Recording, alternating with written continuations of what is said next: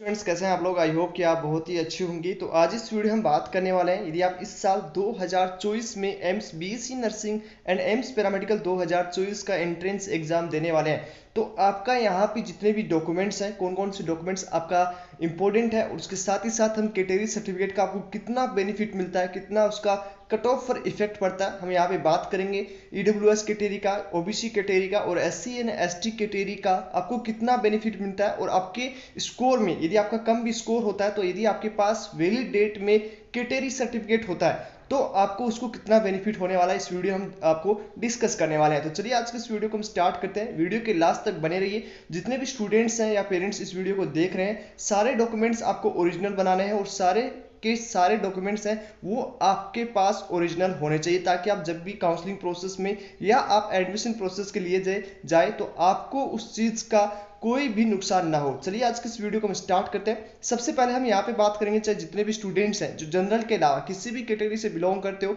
चाहे आप ईडब्ल्यूएस से बिलोंग करते हो, चाहे आप ओबीसी एनसीएल से बिलोंग करते हो, चाहे आप एससी से बिलोंग करते हो, चाहे आप एसटी से बिलोंग करते हो, इन चार कैटेगरी के जितने भी स्टूडेंट्स हैं या पीडब्ल्यूडी कैटेगरी से बिलोंग करते हो, तो इन पांचों कैटेगरी के स्टूडेंट्स को काफी बेनिफिट कैटेगरी का यहाँ पे मिलता है। इस वीडियो हम आपको लास्ट ईयर के कंपेयर करके दिखाएंगे। लास्ट ईयर का जो कट ऑफ था, लास्ट ईयर की जो कॉलेज अलॉटेड हुई थी, एडमिशन अलॉटेड हुआ था, हर साल हमारा टीम काउंसलिंग प्रोसेस करता है, बहुत सारे स्टूडेंट्स की काउंसलिंग करता है, जिसमें कितना कैटेगरी का इफेक्ट पड़ता है, जो ईडब्ल्यूएस के स्टूडेंट्स हैं, जो ओबीसी के स्टूडेंट हैं, उनमें कितना वेरिएशन होता है, वो इस वीडियो में आपको बताने वाले हैं। लाइव यहाँ पे बताएंगे कितने स्टूडेंट्स लास्ट ईयर आपका मेरिट लिस्ट में नाम आया था, कितना अपना क्वालिफिकेशन स्कोर है। ये क्वालिफिकेशन स्कोर करने के बाद आपको सिलेक्शन के लिए या आप जो है काउंसलिंग प्रोसेस में जा सकते हैं। ठीक है, तो चलिए आज की इस वीडियो को हम स्टार्ट करते हैं। सबसे पहले कौन कौन सी डॉक्यूमेंट्स आपको तैयार कर लेना है, और कौन सा डॉक्यूमेंट्स आपको कहाँ मिलेगा, कब मिलेगा, वो भी हम डिस्कस कर लेते हैं। सबसे पहले आपको एडमिट कार्ड। एडमिट कार्ड आपका कब आएगा? एडमिट कार्ड आपका लास्ट वीक ऑफ मई, ठीक है, जून में आपका एग्जाम है। जैसे कि हम बात करें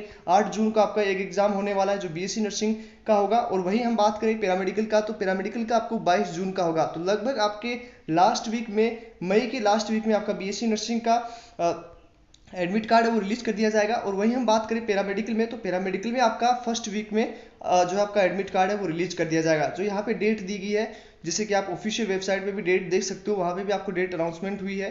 ठीक है, उसके अकॉर्डिंग आपका एडमिट कार्ड है वो first last week of May में आपका रिलीज कर दिया जाएगा। यहाँ पे आप देख सकते हो डेट है वो एडमिट कार्ड की 14/4/2024 को आपका बीएससी नर्सिंग का एडमिट कार्ड रिलीज कर दिया जाएगा। ओके, उसके साथ ही साथ हम बात करें पैरामेडिकल का। पैरामेडिकल के यहाँ पे 14/6/2024 को रिलीज किया जाएगा। और वहीं हम बात करें बीएससी नर्सिंग का, तो बीएससी नर्सिंग का आपको लास्ट वीक में रिलीज कर दिया जाएगा। ठीक है, तो ये आपका एडमिट कार्ड है वो आपको इस डेट को आपकी ऑफिशियल वेबसाइट पे मिलने वाला, तो उसके लिए आपको वीडियो प्रोवाइड करवा दिया जाएगा। उसके बाद में कौन कौन से डॉक्यूमेंट्स आपको मिलेंगे? 10th एंड 12th, यदि आप 12th अभी तक पास आउट नहीं किए तो आपको 12th का ओरिजिनल मार्कशीट चाहिए होगा जब आप काउंसलिंग प्रोसेस और एडमिशन प्रोसेस में जाएंगे। ठीक है, तो आपको 3 डॉक्यूमेंट्स यहाँ पे पता लग गया होगा, 10th 12th, और उसके साथ ही साथ आपको चाहिए होगा एडमिट कार्ड। उसके बाद आपको माइग्रेशन सर्टिफिकेट। माइग्रेशन सर्टिफिकेट यदि आपके पास नहीं है, आपने 12th पास कर लिया है, तो आप जहाँ भी आपने 12th पास किया जहाँ से, वहाँ से अपना माइग्रेशन सर्टिफिकेट ले सकते हैं। ठीक है, वो भी आपको रिक्वायर्ड होगा। उसके बाद आपको एक वैलिड आईडी जिसमें आधार कार्ड, पैन कार्ड या ड्राइवर लाइसेंस कोई भी आप ले सकते हो, वो आपको चाहिए होंगे। और उसके बाद आपको जो नेक्स्ट डॉक्यूमेंट चाहिए होगा वो आपको डोमिसाइल सर्टिफिकेट आपको चाहिए होगा। यदि अभी तक आपने नहीं बनवाया तो बनवा लीजिए। ठीक है, उसके साथ ही साथ मोस्ट इंपॉर्टेंट होता है आपका कैटेगरी सर्टिफिकेट। ठीक है, और कैटेगरी सर्टिफिकेट की यहाँ पे AIIMS BSc nursing and paramedical entrance exam में एक वैलिड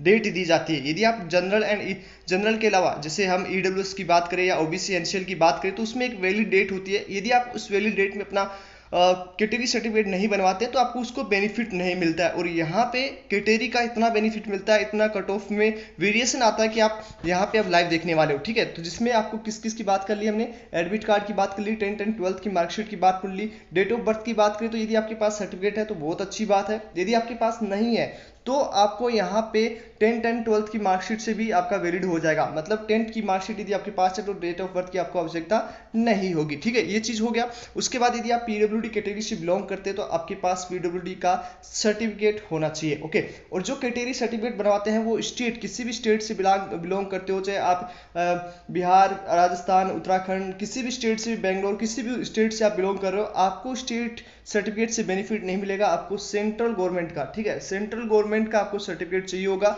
वो भी SDM लेवल पे आप बनवा सकते हो। यहाँ पे आपका लिखा है DPD कलेक्टर के रूप में आप बना सकते हो, और उसके बाद SDM से बना सकते हो, ठीक है। इस तरह से यहाँ पे सारे क्लास पे दे सकते हैं, लेकिन आपको वहाँ पे कैटेगरी का बेनिफिट तभी मिल पाएगा जब आप सेंट्रल गवर्नमेंट का बनवाओगे, उसके साथ ही साथ वैलिड डेट का होना चाहिए। एक बार आपको हम यहाँ पे बता देते हैं कि क्या यदि आपके पास अपना कैटेगरी सर्टिफिकेट नहीं होगा, जैसे कि मान लीजिए आप OBC से बिलोंग करते हो या आप EWS से बिलोंग करते हो, ठीक है, EWS से बिलोंग करते हो, तो इन दोनों कैटेगरी के स्टूडेंट्स के पास यदि आपके पास वैलिड डेट का सर्टिफिकेट नहीं होगा तो आपकी जो काउंसलिंग प्रोसेस है, आपका जो एडमिशन प्रोसेस है वो जनरल कैटेगरी से होगा। और यदि आप जनरल कैटेगरी से काउंसलिंग प्रोसेस के लिए जाएंगे तो यहाँ पे आपका क्वालिफिकेशन स्कोर है वो 50 हो जाएगा, मतलब 50 परसेंटाइल करना होगा यदि आप OBC कैटेगरी से बिलोंग करते हो और आपका यहाँ पे स्कोर हुआ 49.99। यदि आपका AIIMS BSc nursing and paramedical में इतना स्कोर होता है तो भी आप यहाँ पे यदि आपके पास सर्टिफिकेट नहीं होगा तो आपको जनरल से काउंसलिंग करवाना होगा, और जनरल का क्वालिफिकेशन स्कोर हो जाएगा 50, तब आप काउंसलिंग प्रोसेस में भी पार्टिसिपेट नहीं कर पाएंगे। तो इसलिए सबसे पहले आवश्यकता है कि अपना कैटेगरी सर्टिफिकेट आप वैलिड डेट का बनवा लीजिए और सेंट्रल गवर्नमेंट का बनवा लीजिए। क्वालिफिकेशन स्कोर सब कैटेगरीज का क्या क्या है वो हम एक बार बात कर लेते हैं। यदि उस स्कोर से आपका स्कोर कम रहा तो आपका मेरिट लिस्ट में नाम नहीं आएगा, और मेरिट लिस्ट में यदि आपका नाम नहीं आएगा तो आप उस साल 2024 में एडमिशन प्रोसेस के लिए नहीं जा सकते हो, चाहे एम्स के पास सारी सीट खाली रह जाए। ओके, एम्स का एक रूल है जिसमें यदि जिस स्टूडेंट से क्वालिफिकेशन स्कोर नहीं किया है तो वो counselling process and admission process के लिए नहीं जा सकता, उसको नेक्स्ट ईयर प्रिपरेशन करना ही होगा। तो यहाँ पे किस कैटेगरी के लिए कितना क्वालिफिकेशन स्कोर है वो यहाँ पे मेंशन पहले ही है। ओके, काफी स्टूडेंट्स बाद में कमेंट्स करते हैं कि भैया हमें पता ही नहीं था कि कितना क्वालिफिकेशन स्कोर हमें करना होता है। तो यहाँ पे इजली इस वीडियो में देख सकते हो, जो हमारे चैनल को फॉलो करते हैं, जो सब्सक्राइब करके रखते हैं, उन्हें सारी इन्फॉर्मेशन मिलता है। यहाँ पे जनरल कैटेगरी की बात करें तो जनरल कैटेगरी के लिए आपको 50 परसेंटाइल लाना होगा। वहीं हम बात करें EWS के लिए भी आपका 50 परसेंटाइल चाहिए होगा, और वहीं OBC की बात करें तो OBC के लिए आपको 45 और SC ST के लिए आपको 40 परसेंटाइल लाना होगा। अब ये परसेंटाइल कैसे निकाला जाता है, तो जितना भी जैसे 100 नंबर का पेपर है वो BSc नर्सिंग में होता है, और पैरामेडिकल की बात करें तो 90 नंबर का आपका पेपर होता है, ठीक है। इन दोनों में यदि आपका टॉपर मान लीजिए 100 में से आपका 85 पे टॉपर रहता है तो इसे ही 100 परसेंटाइल मान लिया जाता है, और उसके बेसिस पे नीचे का परसेंटाइल डिसाइड किया जाता है। तो आपका जो टॉपर रहेगा उसे 100 परसेंटाइल मान के इस तरह से मेंशन होगा। वहीं पैरामेडिकल की बात करें तो मान लीजिए कि आपका 80 पे टॉपर रहता है तो उसी के हिसाब से इसको 100 परसेंटाइल मान के इसको आगे नीचे की ओर परसेंटाइल दिए जाते हैं। तो इसमें से आपका इतना क्वालिफिकेशन स्कोर होना ही चाहिए। अब यदि यहाँ पे आपके मान लीजिए कोई स्टूडेंट है SC और ST से बिलोंग करता है, लेकिन इनके पास कैटेगरी सर्टिफिकेट नहीं है, इनके पास सेंट्रल गवर्नमेंट का सर्टिफिकेट नहीं है, तो इनका काउंसलिंग प्रोसेस होगा वो जनरल कैटेगरी से होगा, और जनरल कैटेगरी का क्वालिफिकेशन स्कोर है 50 परसेंटाइल। तो ये वहीं बाहर हो जाएंगे। मान लीजिए इनका 40 परसेंटाइल आया एग्जाम में, लेकिन इनका SC और ST का कैटेगरी सर्टिफिकेट नहीं है, तो ये जनरल से काउंसलिंग के लिए जाएंगे, और जनरल में आप जाते नहीं है, आपको भेज दिया जाता है एम्स के द्वारा। यदि आपके पास सर्टिफिकेट नहीं होगा तो एम्स है वो आपकी जनरल से काउंसलिंग करेगा, तो जनरल से काउंसलिंग करेगा तो कट ऑफ पे काफी इफेक्ट पड़ जाएगा, ठीक है। तो ये वेरिएशन आता है आपकी कट ऑफ पे, इसका हम लाइव प्रूफ भी आपको दिखाने वाले हैं। लास्ट ईयर का जो सीट अलॉटमेंट है उसके बेसिस पे दिखाएंगे कितने स्कोर पे जो है आपको मेरिट लिस्ट में नाम आता है, और उसके साथ ही साथ यदि आपके पास कैटेगरी सर्टिफिकेट नहीं होता है तो उसका क्या लॉस आपको होता है वो भी हम यहाँ पे दिखाने वाले हैं। तो चलिए चलते हैं, आपको वहां पे दिखाने वाले हैं लाइव। अब यहाँ पे हम बात करते हैं, सबसे पहले मैंने कहा था कि यदि आप क्वालिफिकेशन स्कोर से नीचे स्कोर करते हो, जैसे जनरल कैटेगरी का मैंने यहाँ पे बताया था कि आप 50 परसेंटाइल से नीचे स्कोर करोगे तो आपका इस मेरिट लिस्ट में नाम नहीं आएगा। वहीं OBC की बात करें, EWS की बात करें तो EWS में भी आपका 50 परसेंटाइल से कम स्कोर होगा तो आपका मेरिट लिस्ट में नाम नहीं आएगा। OBC की बात करें तो OBC में 45, SC ST का 40 परसेंटाइल से एक पॉइंट भी आपका कम रहा तो मेरिट लिस्ट में नाम नहीं आएगा, और आप admission process and counselling process के लिए अप्लाई नहीं कर सकते। ये 2023 का रिजल्ट है। एग्जाम आपका लास्ट ईयर 12 जून 2023 को हुआ था। यहाँ पे आप लाइव देख सकते हो। ये आपका लास्ट ईयर का रिजल्ट डेट है 28/6/2023 को एक मेरिट लिस्ट जारी हुआ था, जहाँ पे आपका टॉपर है वो 89 परसेंटाइल पे, आपका टॉपर है वो 89 पे रहा था। ओके, यहाँ पे आप देख सकते हो इतना स्कोर है वो यहाँ पे रहा था। मेरिट लिस्ट में टोटल है वो 400 के समथिंग, 8200 से 400 की समथिंग यहाँ पे लिस्ट में नाम आया था जो आपका क्वालिफिकेशन से अबाउ स्कोर किए थे। अब इससे नीचे एक पॉइंट भी आपका कम रहा तो आपका इस लिस्ट में नाम नहीं आएगा। चलिए एक बार हम यहाँ पे आपको शो अप करने वाले हैं कितने स्टूडेंट्स हैं, वो किस कैटेगरी के यहाँ पे दिया गया है। तो यहाँ पे देख सकते हो 8425 रैंक तक यहाँ पे लिस्ट में नाम आया है। इतने स्टूडेंट्स हैं वो यहाँ पे इस लिस्ट में नाम है। अब मैंने यहाँ पे बोला था कि आप यदि जनरल कैटेगरी से बिलोंग करते हो तो यदि आपका जनरल कैटेगरी से यदि आपका 50 परसेंटाइल से कम स्कोर रहा तो इस लिस्ट में नाम नहीं आएगा। तो यहाँ पे आपको कैटेगरी मेंशन है, उसके साथ ही साथ आपका स्कोर यहाँ पे परसेंटाइल मेंशन है। ओके, अब यहाँ पे ध्यान करेंगे, जनरल कैटेगरी जाते हैं 50 से नीचे। ओके, यहाँ पे 45 चल रहा है, 50 पे के अप्रोच जाते हैं, उसके बाद आपको जनरल कैटेगरी का एक भी स्टूडेंट है वो यहाँ पे इस मेरिट लिस्ट में नाम नहीं दिखेगा।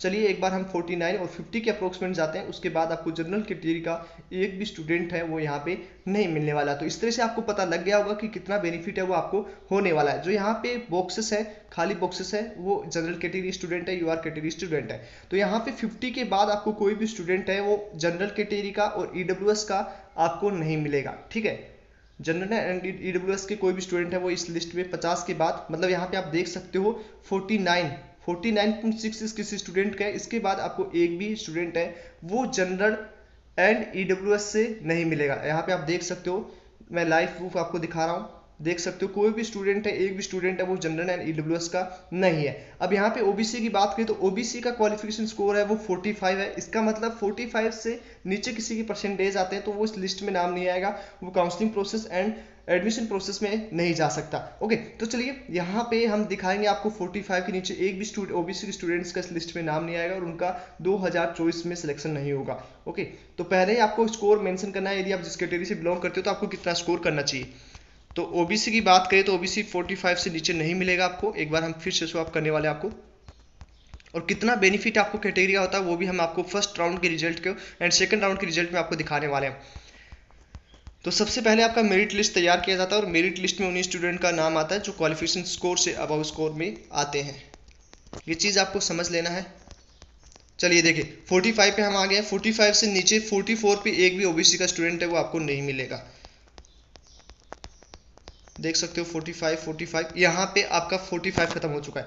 इसके बाद आपको यहाँ पे आप देख रहे होंगे 45 यहाँ पे लास्ट है। ठीक है, इसके बाद आपको एक भी स्टूडेंट है वो ओबीसी का नहीं मिलेगा, जनरल का नहीं मिलेगा एंड ईडब्ल्यूएस का नहीं मिलेगा। इसके बाद जितने भी स्टूडेंट हैं वो अपने एससी एंड एसटी कैटेगरी से ही बिलोंग करेंगे। देखिए यहाँ पे आप देख सकते हो एससी एंड एसटी से सारे स्टूडेंट है, कोई भी स्टूडेंट है वो ओबीसी का नहीं है। ठीक है, तो इसका मतलब आपको सबसे पहले क्वालिफिकेशन स्कोर करना होगा। यदि आप क्वालिफिकेशन स्कोर से नीचे स्कोर कर रहे हो तो आपका इस लिस्ट में नाम नहीं आएगा। ओके, तो यहाँ पे आपका हो गया। तो सबसे पहले आपका मेरिट लिस्ट आता है। अब इस मेरिट लिस्ट के तैयार होने के बाद अब यहाँ पे भी आप देख सकते हो एससी एंड एसटी कैटेगरी में 40 से नीचे स्कोर जिसका है उस लिस्ट में नाम नहीं है। यहाँ पे रोल नंबर दे रखा है, आप रोल नंबर देख सकते हो लास्ट ईयर के। तो यहाँ पे इतना ही आपको दिया गया है। चलिए ये चीज़ आपको समझ में आ गया कि क्वालिफिकेशन स्कोर से नीचे करने पे आपका इस लिस्ट में नाम नहीं आएगा और इसमें आप एडमिशन प्रोसेस में पार्टिसिपेट नहीं कर सकते, नहीं आप काउंसलिंग प्रोसेस में जा सकते हैं। अब यहाँ पे कैटेगरी सर्टिफिकेट जिसके पास होगा उसको कितना बेनिफिट होता है वो हम एक बार डिस्कस कर लेते हैं। टोटल यहाँ पे लास्ट ईयर 8425 स्टूडेंट्स का जो है इस मेरिट लिस्ट में नाम आया था। तो कितनी रैंक तक सिलेक्शन हुआ था लास्ट ईयर, कैटेगरी का कितना बेनिफिट होता है वो भी हम एक बार देख लेते हैं। तो यहाँ पे आप देख सकते हो ये रिजल्ट है लास्ट ईयर का 2023 सेशन का, announcement of second round seat allotment. ठीक है, ये आपका यहाँ पे डेट भी दे रखा है, इस डेट को रिलीज किया था। सारी आपकी ऑफिशियल जो है आपका यहाँ पे दिया गया है। ठीक है, सारे ऑफिशियल अपडेट्स है। अब यहाँ पे रैंकिंग दी गई है कौन से स्टूडेंट्स को कितना रैंक पे मिला है। तो यहाँ पे नीचे स्क्रोल करके हम यहाँ पे दिखाएंगे कि कितनी रैंक तक किस स्टूडेंट्स को यहाँ पे मिला और कैटेगरी का उनको कितना बेनिफिट हुआ है। अभी काफी स्टूडेंट जो वैलिड डेट में नहीं बनाते हैं, इस चीज को सीरियसली नहीं लेते, उनको जब काउंसलिंग प्रोसेस होगा तभी उनको जब इस सब चीजों का ध्यान आएगा। ओके, यहाँ पे आपको सारी चीजें यहाँ पे दे रखा है। तो यहाँ पे कितनी रैंक तक सीट अलॉटमेंट हुआ है एक बार हम डिस्कस कर लेते हैं। ये देखिए ये आपके सामने है, यहाँ पे देख सकते हो जनरल यूआर कैटेगरी को 1327 रैंक तक सीट अलॉट हुआ। वहीं ओबीसी के स्टूडेंट जिनके पास ओबीसी एनसीएल का सर्टिफिकेट था उनको 2000 तक रैंक तक जो है सीट अलॉटमेंट हो चुका है। वहीं हम ईडब्ल्यूएस की बात करें तो यहाँ पे 90% स्टूडेंट्स के पास वैलिड सर्टिफिकेट नहीं होता है, जिसकी वजह से उनको अपने कैटेगरी का बेनिफिट नहीं मिल पाता है। और 10% जिन स्टूडेंट्स के पास अपना ईडब्ल्यूएस का वैलिड डेट में सर्टिफिकेट होता है उन्हें लो स्कोर पे भी यहाँ पे सीट अलॉटमेंट हो सकता है। यहाँ पे आप देख सकते हो लगभग 4337, मतलब लगभग दुगुना। ईडब्ल्यूएस से मान सकते हो 3 गुना, 3x रैंक से रैंक तक जो है यहाँ पे सीट अलॉटमेंट हुआ है। यहाँ पे आप लाइव प्रूफ भी देखोगे 4337 रैंक। यहाँ पे आप देखो मैं 4000 पे यहाँ पे जा रहा हूँ, वहाँ पे ईडब्ल्यूएस के स्टूडेंट्स को सीट अलॉटमेंट हुई है। कौन सी सीट अलॉटमेंट हुआ है वो भी हम आपको दिखाने वाले हैं। ओके, तो ये लाइव प्रूफ आपके दिखाने वाले हैं, किसी भी चैनल पे आपको नहीं दिखाया जाता है, न कोई फेक अपडेट दी जाती है। तो आप इस वीडियो को यदि देख रहे हो तो आपको काफी बेनिफिट होने वाला है, एक नॉलेज आपको हो जाएगा कि कितना स्कोर आपको करना है और आपको कैटेगरी का कितना बेनिफिट होने वाला है। तो 4337 ईडब्ल्यूएस के स्टूडेंट्स को सीट अलॉट हुआ है। तो यहाँ पे देख सकते हो 4300, ओके, 337 के लगभग अप्रोक्सीमेट देख सकते हो।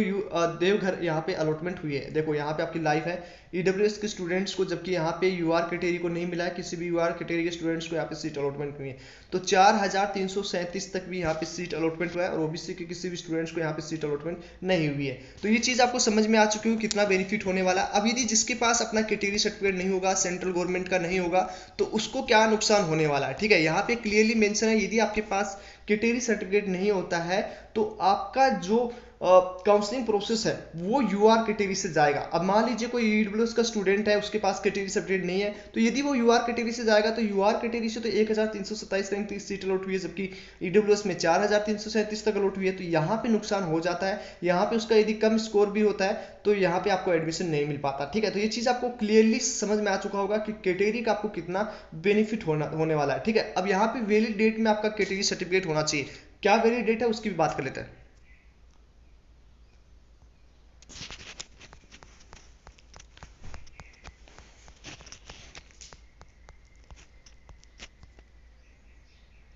अब यहाँ पे हम बात करें, देखो सब चीजें यहाँ पे मेंशन है, यहाँ पे आप चीज देखिएगा।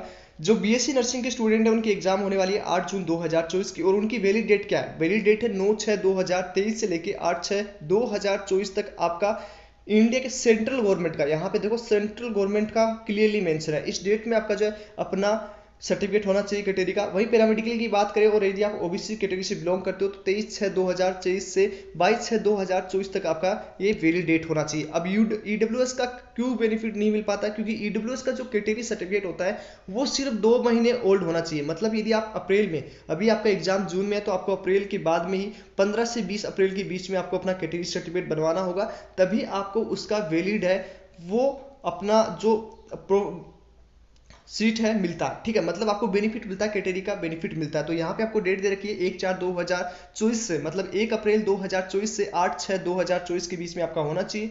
वहीं हम बात करें पैरामेडिकल में तो 1/4/2024 से 22/6/2024 के बीच में वैलिड डेट का होना चाहिए। यदि इस वैलिड डेट में होगा और सेंट्रल गवर्नमेंट का होगा तभी आपको जो है वो कैटेगरी का बेनिफिट मिल पाएगा। तो हमने यहाँ पे बात किया ईडब्ल्यूएस एंड ओबीसी की वैलिड डेट का, और फॉर्मेट है सेंट्रल गवर्नमेंट का। एससी एसटी कोई वैलिड डेट नहीं होती, आपके पास कैटेगरी सर्टिफिकेट होना चाहिए और वो आपका सेंट्रल गवर्नमेंट का होना चाहिए, तभी आपको बेनिफिट मिल पाएगा। तो आई होप ये सब चीजें समझ में आ चुकी होंगी, सब चीजें मैंने अच्छे से एक्सप्लेन की है। यदि फिर भी किसी स्टूडेंट को कोई डाउट है तो कमेंट बॉक्स में मेंशन कर सकते हो। यदि आपने अभी तक टेलीग्राम ज्वाइन नहीं किया, इंस्टाग्राम ज्वाइन नहीं किया और व्हाट्सएप ग्रुप ज्वाइन नहीं किया तो वो कर सकते हो, उन सभी की लिंक आपको हमारे डिस्क्रिप्शन में मिल जाएगी। साथ ही साथ यदि चैनल पर पहली बार हो, वीडियो को पहली बार देख रहे हो तो वीडियो को लाइक एंड चैनल को जरूर सब्सक्राइब कर लीजिए। थैंक यू, मिलते हैं आपको नेक्स्ट वीडियो में, तब तक के लिए बाय बाय, टेक केयर।